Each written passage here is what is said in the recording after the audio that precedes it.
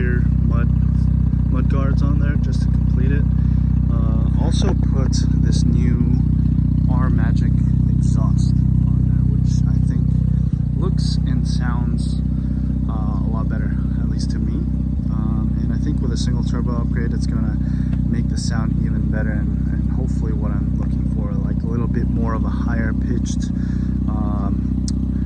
quieter exhaust, more like the car is tuned versus a deep, loud exhaust.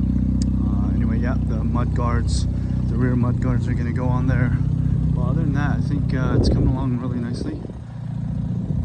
99 spec wing and 99 spec front bumper, and I think this thing will be pretty complete.